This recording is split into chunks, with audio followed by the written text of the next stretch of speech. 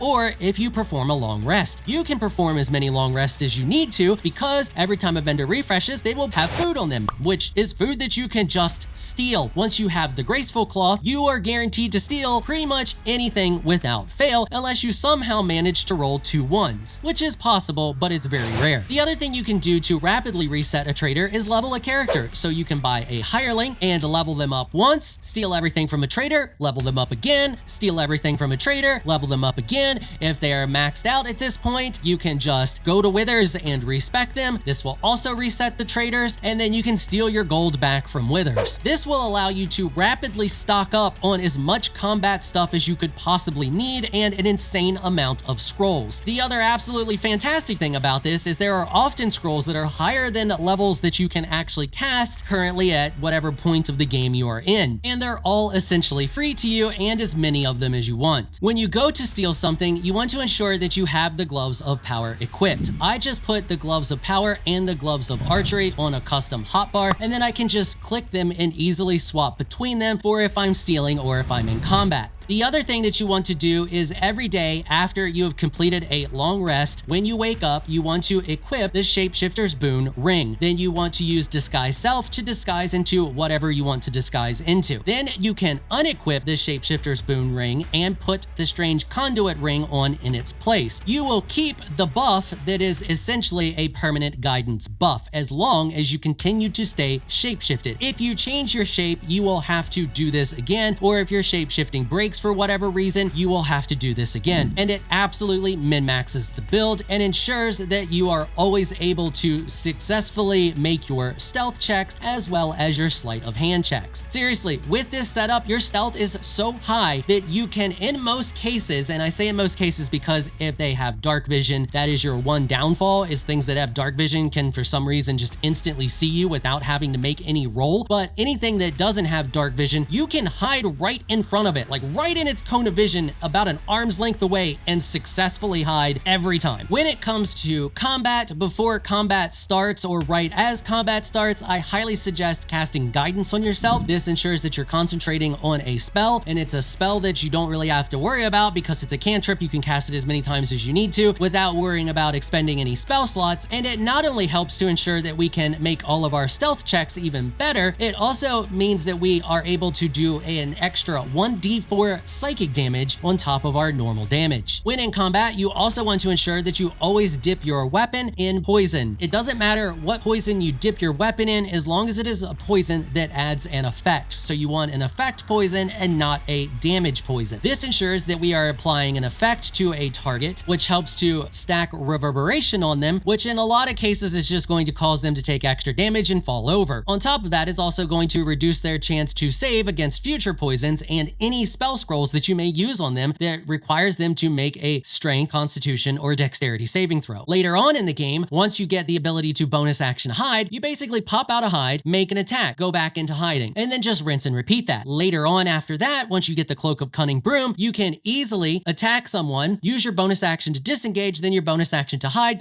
inside of a fog cloud. This makes you immune to anybody with dark vision. Then, once it's your turn again, you just step out of the fog cloud, attack, and then rinse and repeat. This build is is not only broken, it is insanely strong. It is perfect for solo gameplay or gameplay with a group. It's a little rough to start because you're starting as a bard, but once you start to collect a majority of your items in Act 1, you will rapidly become absolutely insane because you will have an arsenal of stuff in your backpack to throw at the enemy. And that is pretty much it. It is a very simple build to play with an absolutely ridiculous amount of versatility. And the only real things you have to remember is to every morning equip the Shapeshifter's Boon Ring, disguise into something, and then swap back to the Strange Conduit Ring. If you are doing a bunch of stealing, which you should only be doing on occasions because you should be just stocking up so you don't have to worry about it, you want to equip the Gloves of Power, unless you are an elf, and then you can just leave the Gloves of Power on all the time. And then when you're not stealing, you swap back to your Gloves of Archery. And then you just commence to running amok on Faerun. All right, that is going to be it for this one. Hopefully you found this build helpful and informational. If you did, please consider hitting the subscribe button and notification bell so you'll be notified when I upload other videos. And if you're looking for some more Baldur's Gate content, you can find a link to another one of my videos on the screen right now. I want to give an absolute massive shout out and thank you to all of my channel supporters for helping to keep these videos sponsor free. You all are absolutely amazing people. If you would like to become an official channel supporter, check out the links in the description below. If you enjoyed this video, please leave a comment down below. Let me know what you thought. If you're shy, you don't like to comment, just hit that thumbs up button and share your support. Until next time, thanks for watching.